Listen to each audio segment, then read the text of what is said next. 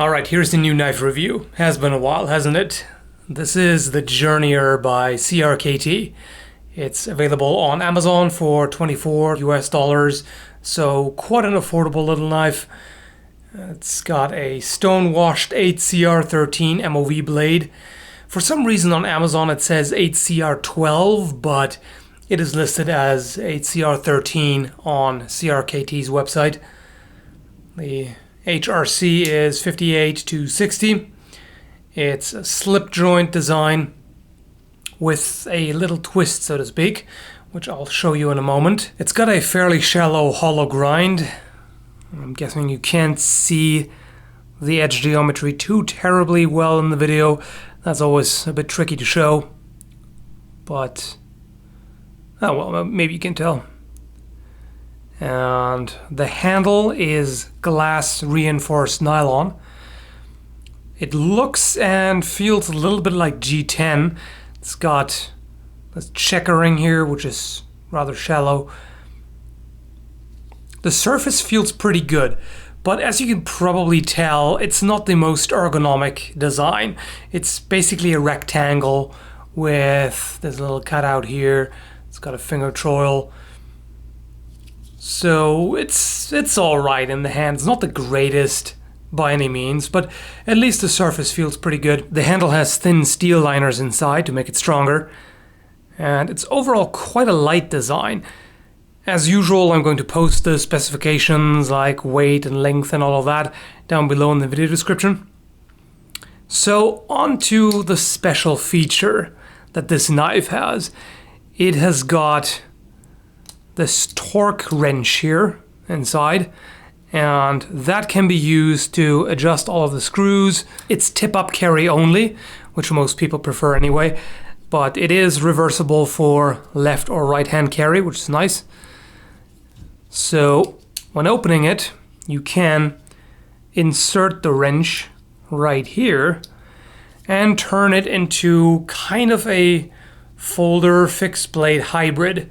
So this makes it pretty strong, keeps it open, and there's really not much of a wiggle there. It's pretty much the same as you can feel on a lot of locking folders. So it has a tiny little bit of play, but not enough to even show up, I think, on camera.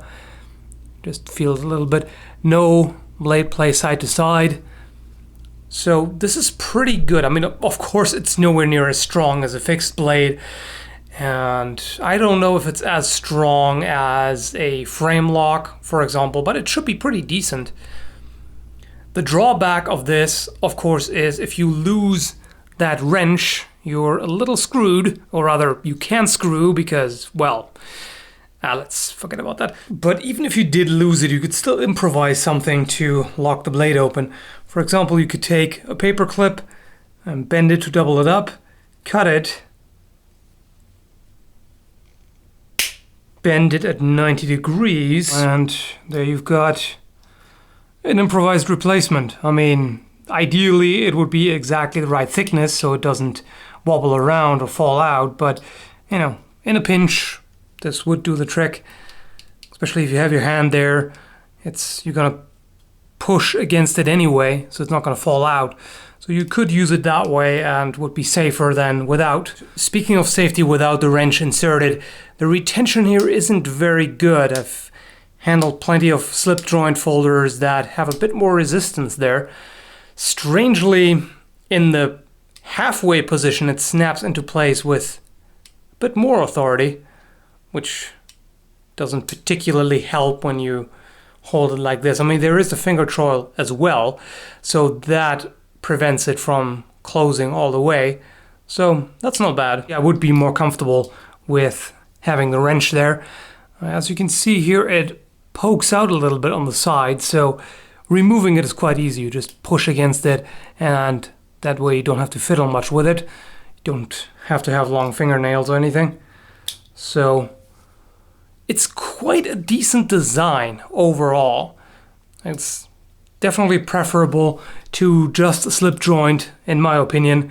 But of course, it depends on what you're going to do with it.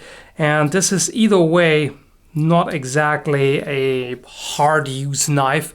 It's rather small, but the idea behind it is to have a knife that you can carry around even in a country or state or city where locking folders are illegal to carry.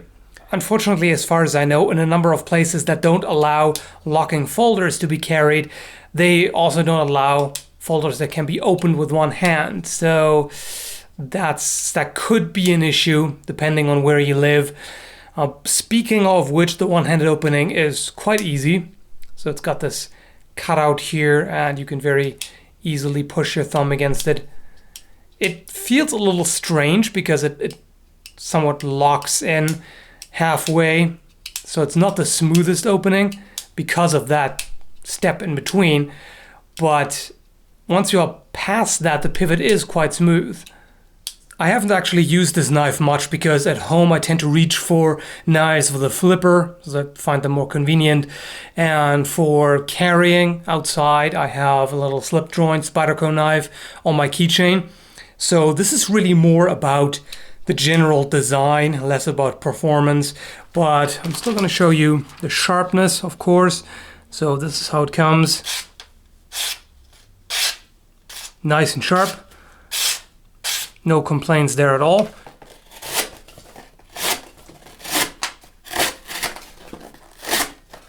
So no issues when using it. The jimping, in my opinion, is unnecessary. It's of course a matter of personal taste, but I don't really think it needs to be there. It might get a little abrasive with use if you were to use it a lot. Let's see how well it cuts this leather here. There we go, easy enough. It seems well put together, there are no loose parts, the finish is good. So really no major complaints, other than, well, as I said, I'm personally not a fan of the handle shape. The texture is good, shape is, well, a little underwhelming. By the way, this was sent to me as a free review sample. I'm guessing you can tell that I'm not particularly biased because I'm not praising it to the high heavens. To sum up my thoughts, it's a smart design, okay materials, good assembly, affordable price. That's pretty much it, so I hope you found it helpful, and thanks for watching. I'll post the specifications in the video description right here. Where the heck? I forgot where it is. I'm going to post the specifications. Yeah, that's a word. The handle has thin steel liners. I'm just gonna stab myself with this right now. Cut it. Pick it back up because it went flying. Where the fuck did it go?